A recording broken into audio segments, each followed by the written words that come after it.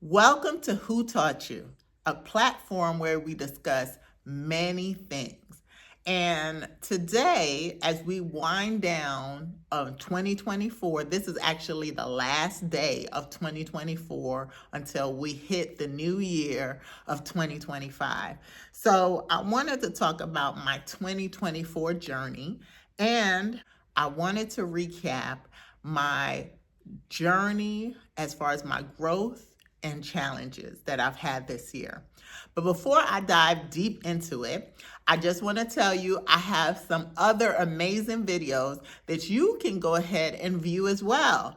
Just go to my channel and look at all the videos and go ahead and catch up on stuff that you missed.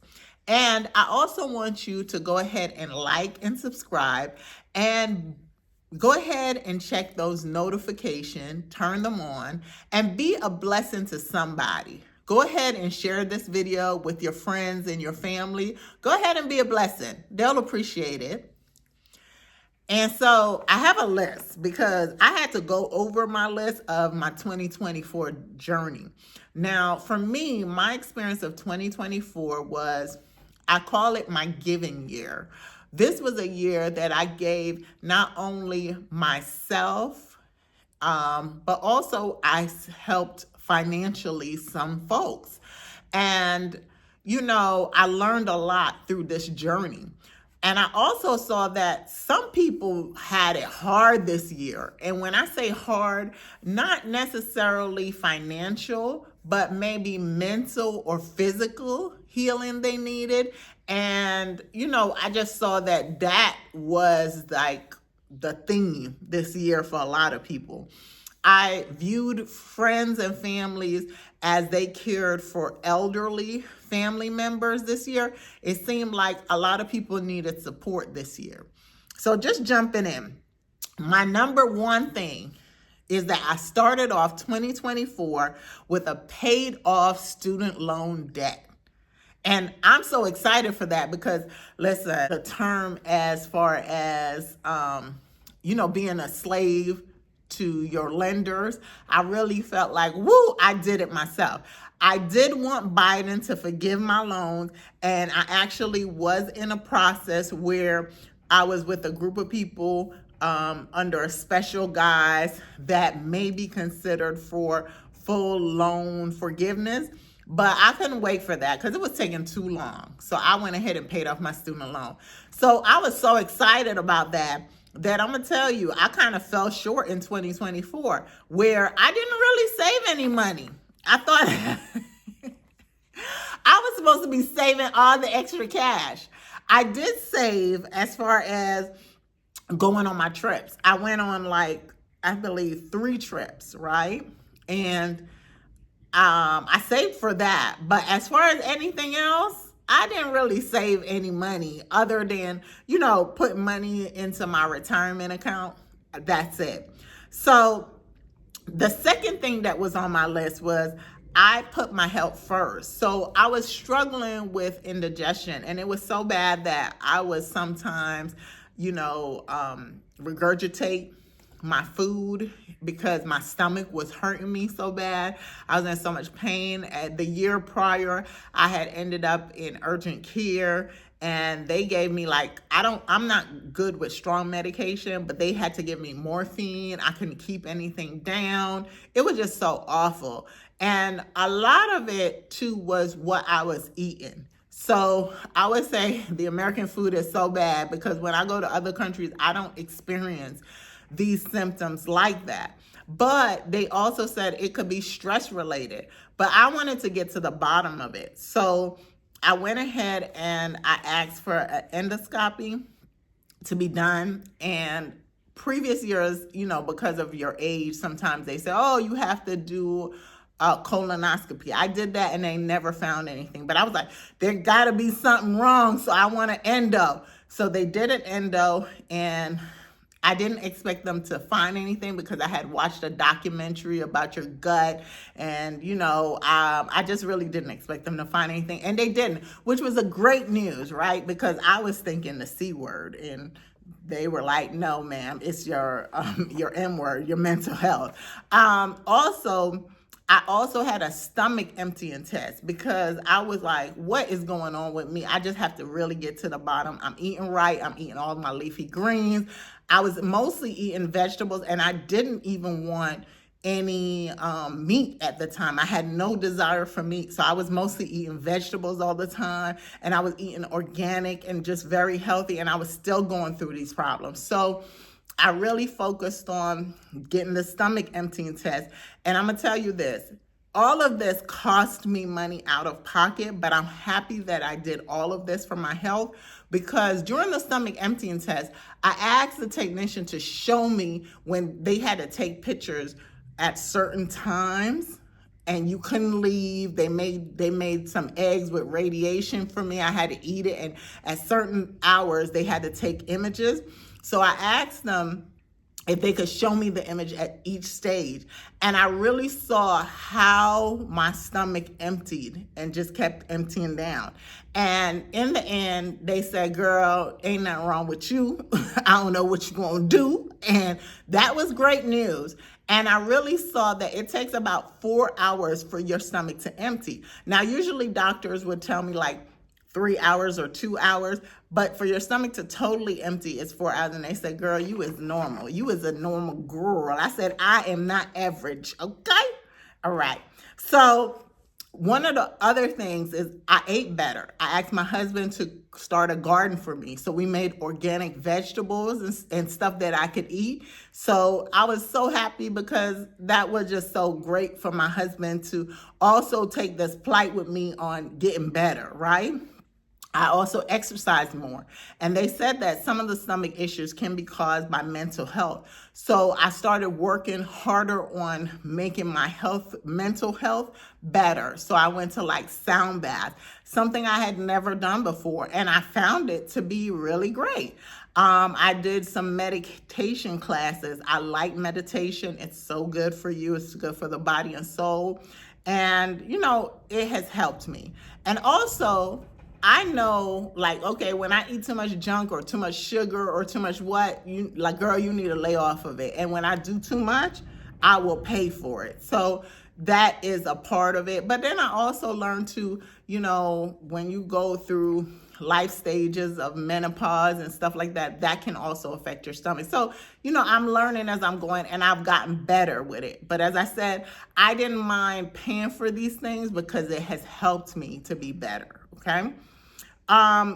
Another thing, number 3, I lost a couple of my peers, due to either them leaving and not being able to work with me anymore, or they left not by their choice. And, I have learned that, even though I lost some peers and I was very empathetic to them, that my journey and their journey is so different. And that's so hard for me because even during the pandemic, I felt like such a disconnect with friends, and I sometimes cut friendships off. Like if I don't agree with you or you're not aligned with me, I'll just, I ain't got no time. And I'll just slowly fade into the black. I can't be bothered. I cannot be bothered.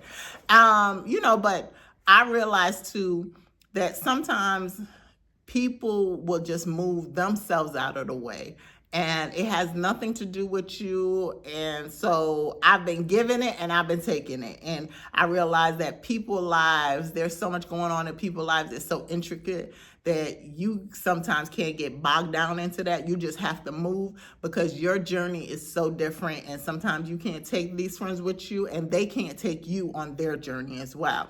But I have accepted where I'm being led, right?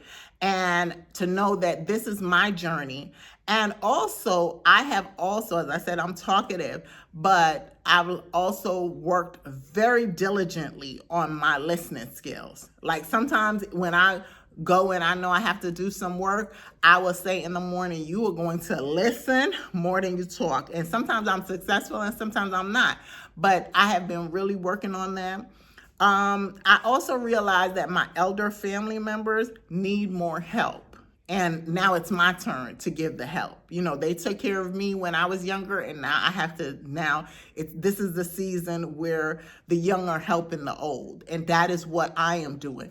And it's not just me. Even some of my peers, some of my friends, their moms, dads, aunts, uncles, and there is a lot of loss. People are dying, you know, which is so unfortunate. And you know, you don't have that time with people, and you just really have to value your friendships, your relationships, your family members. You just really have to appreciate them. And sometimes people are just not where you're at, but it's okay. Give them the love. Where is the love? Go ahead and give it to them, okay? Now, I also said that I took a couple of trips. I took 3 trips, but 2 of them was more to care for loved ones. It wasn't really like a vacation per se. It's loved ones who have health issues, and now you are the support system, or you're trying to be a little bit of a support to help them. And that's what has happened.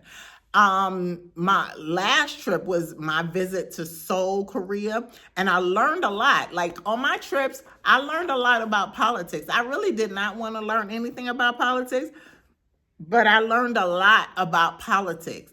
And it really surprised me. And how, when I went to South Korea, I also was surprised to how self-sufficient I am. Like I could get around anywhere. I could navigate anywhere. I could learn to speak a different language, which I know 1 or 2 languages, but I'm not fluent in any of them other than English. I'm not fluent, okay? So, but it taught me how self-sufficient I can be somewhere else. And, you know, I'm also learning to set boundaries with family members on how I can support them. And also friends, and the type of friendships that I am expecting from them. And that also applies to family members because, as I said, I went to help family, and I realized like some family members, their expectations are you're supposed to do this or you're supposed to do that. And we ain't never had that type of relationship. So, I've had to have hard conversations and kind of set boundaries with them. And even with friendships, because as I've told you in other videos, I just need 1 or 2 friends. I don't need 4 or 5. But I realized you do need to work on that, Paula, because you need a network of people who are behind you or support you, because, I always feel like, oh, I'm leading, but there's people who can support me as well. I read 3 books this year, and I learned more about investing, and I took a more active role in managing my investments. One of the books that I thought I read was by Jill Collins, and it was such a good book. I will put the name of the book down in the bio because I can't think of it right now, but it was such a good book, and it like innovated me to really take a hands-on lead with my investment. Also, I seeked guidance with a couple of millionaires that I knew. And you know how sometimes you'll ask people for advice, but you don't really put any action behind the advice they've given you. So, I'm learning that, listen, you need to step into that. Don't just ask them and leave the knowledge there. Actually put it into action. So I also this year decided that I wanted to learn a lot about AI and started using it as a guide to achieve my goals in business and in financial matters, right? So what's next for me in 2025?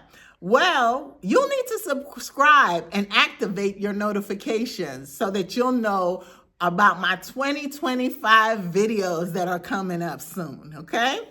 I know that in 2025, I just have a lot of goals, but when I say a lot means me 4 or 5. That's it, 4 or 5.